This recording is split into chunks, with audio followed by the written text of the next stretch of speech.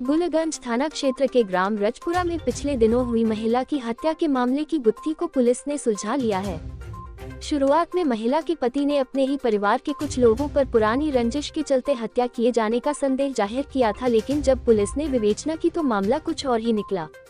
शनिवार को पुलिस ने मामले का खुलासा करते हुए बताया कि महिला की हत्या उसके पति के दोस्त द्वारा की गई थी, जो रात के समय गंदी नियत से घर में घुसा था। जब महिला ने उसका विरोध किया तो आरोपी न सिर्फ महिला की हत्या कर दी बल्कि उसके 2 मासूम बच्चों पर भी जानलेवा हमला कर दिया। प्राप्त जानकारी के मुताबिक 6 और 7 फरवरी की दरमियानी रात अज्ञात व्यक्ति द्वारा गुलगंज थाना क्षेत्र के ग्राम रजपुरा निवासी हरलाल यादव के घर में घुसकर उसकी पत्नी की हत्या कर दी गई थी तथा 4 वर्षीय पुत्र टिंकू यादव और 8 माह की पुत्री प्रिंसी यादव पर जानलेवा हमला किया गया था।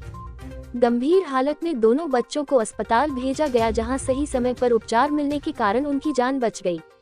7 फरवरी को मृतका के पति हरलाल ने थाने में रिपोर्ट दर्ज कराते हुए अपने ही परिवार के कुछ लोगों पर पत्नी की हत्या तथा बच्चों पर जानलेवा हमले का संदेह जताया गया था, लेकिन जब पुलिस ने प्रकरण पंजीबद्ध कर मामले की बारीकी से विवेचना की तो मामला कुछ और ही निकला।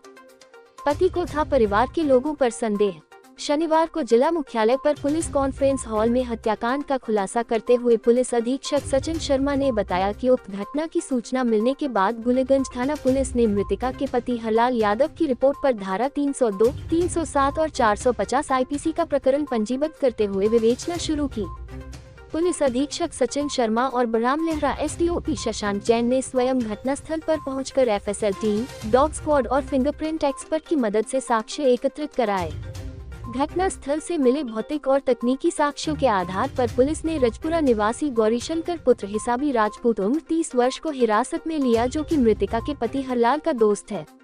जब पुलिस ने गौरीशंकर से पूछताछ की तो उसने वारदात की पूरी कहानी बताकर महिला की हत्या करना तथा उसके बच्चों पर जानलेवा हमला करने की बात स्वीकार कर ली।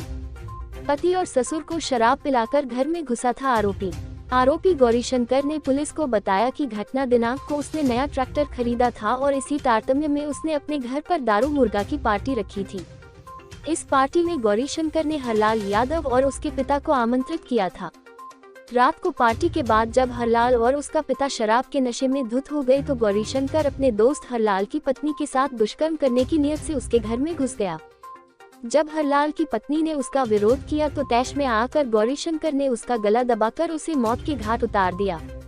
इसी बीच हरलाल के दोनों बच्चे जाग गए थे, इसलिए गौरीशंकर ने हंसिए धारदार हथियार से दोनों बच्चों के गले पर प्रहार कर दिया और इसके बाद वापस अपने घर आकर पार्टी में शामिल हो गया। पुलिस अधीक्षक ने बताया कि आरोपी और मृतका के बीच हुए संघर्ष के दौरान आरोपी के चेहरे पर नाखून से नोचे जाने के निशान आ गए थे, जो अभी भी आरोपी के चेहरे पर हैं। पुलिस ने घटना के समय आरोपी द्वारा पहने गए कपड़े और जूते भी जब्त किए गए हैं। छतरपुर जिले के थाना गुलगंज अंतर्गत 6 फरवरी की दरमियानी रात को एक सूचना प्राप्त हुई थी फरियादी हरलाल यादव के द्वारा कि उनकी पत्नी पर जानलेवा हमला हुआ है। पुलिस तुरंत घटनास्थल पर पहुंची, घटनास्थल को सुरक्षित किया और वहां पे ये पाया कि जो उसकी पत्नी थी उसकी मृत्यु हो गई है और 2 जो बच्चे हैं उन पर जानलेवा हमला हुआ है। विभिन्न धाराएं 302, 307 के तहत कायमी की गई।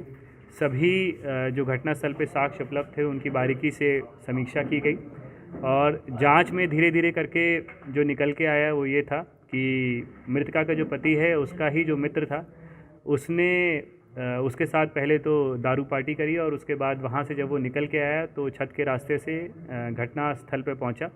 वहाँ पे उसने बलात्कार का प्रयास किया और संघर्ष के जो साक्ष्य थे वो भी वहाँ से जब्त किए गए हैं और उसी के तहत आज उसको अभिरक्षा में लिया गया है।